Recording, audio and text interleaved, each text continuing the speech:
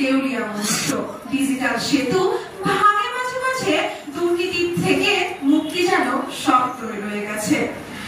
আপনাদের কথা শুনে মনে হচ্ছে কিন্তু প্রতিপক্ষ আপনারা বিতর্কের মঞ্চে ঠিক উপস্থিত ছিলেন, কিন্তু আপনাদের মন হয়তো ছিল অন্য কোথাও। ধন্যবাদ মাননীয় মডারেটর, বিজ্ঞ বিচারক মন্ডলী, শ্রদ্ধার শিক্ষকবৃন্দ ও প্রিয় শ্রোতাবৃন্দ, আমাকে আজকের এই বিতর্কের মঞ্চে আমার অভিমত উপস্থাপনা করার সুযোগ করে দেওয়ার জন্য। মাননীয় মডারেটর, বিতর্ক চলছে এবং আজকের বিতর্কের বিষয়টি নির্ধারিত হয়েছে তথ্য প্রযুক্তির সর্বাত্মক ব্যবহারই পারে দুর্নীতিমুক্ত বাংলাদেশ করতে, এবং আমি আজকে এই বিষয়টির পুরোপুরি বিপক্ষে অবস্থান করছি। মাননীয় মডারেটর, বাংলাদেশে এখনো অনেক গ্রামাঞ্চল দরিদ্র জনগোষ্ঠীর কাছে ইন্টারনেট ও আধুনিক তথ্য প্রযুক্তি পৌঁছায়নি। এই বৈষম্যের কারণে দুর্নীতি দমনের প্রযুক্তি সবখানে কার্যকর হয় না। প্রতিপক্ষ তথ্যসূত্র ইউনিসেফ বাংলাদেশ রিপোর্ট 2023।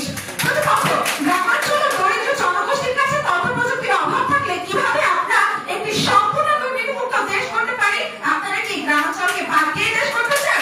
প্রশ্ন হয়ে গেল, আশা করি উত্তর দিয়ে যাবেন। প্রতিপক্ষ সরকারি ও বেসরকারি সেক্টর তথ্য প্রযুক্তির উপর হ্যাকারদের হামলা বেড়েই চলেছে, যার ফলে সিস্টেমে বিশ্বাস হারাচ্ছে সাধারণ মানুষ। তথ্যসূত্র বাংলাদেশ সাইবার নিরাপত্তা রিপোর্ট 2024। তবে প্রতিপক্ষ যখন তথ্য প্রযুক্তি নিরাপদ নয় এবং হ্যাকারের আক্রমণে বেড়েই চলেছে, তখন কিভাবে আমরা প্রযুক্তির উপর সম্পূর্ণ নির্ভর করতে পারি? প্রশ্ন রয়ে গেল। প্রতিপক্ষ মনে রাখবেন, যে ঘরে চোর ঢোকার আশঙ্কা বেশি থাকে সে ঘর কিন্তু বিশ্বাস করে দরজা খোলা রাখা যায় না। প্রতিপক্ষ তথ্য প্রযুক্তি ব্যবহারের সত্ত্বেও অনেক সরকারি অফিসে ঘুষ ও অনিয়ম এখনো রয়ে গেছে, কারণ মানুষ মুখোমুখি যোগাযোগ দুর্নীতি চালিয়ে যাচ্ছে। তথ্যসূত্র ট্রান্সপারেন্সি ইন্টারন্যাশনাল বাংলাদেশ 2021। প্রতিপক্ষ তথ্য প্রযুক্তি ব্যবহার সত্ত্বেও যদি অফিসগুলোতে মুখোমুখি দুর্নীতি থেকে যায়, তাহলে প্রযুক্তি কতটা নির্ভরযোগ্য এবং কার্যকর? প্রশ্ন রয়ে গেল, আশা করি উত্তর দিয়ে যাবেন। বাংলাদেশ গভর্নমেন্ট রিভিউ 2023 অনুযায়ী অনেক সময় তথ্য প্রযুক্তি সিস্টেমগুলো সঠিকভাবে ব্যবস্থাপনা না থাকায় প্রযুক্তি ব্যবহারে ব্যর্থতা হচ্ছে।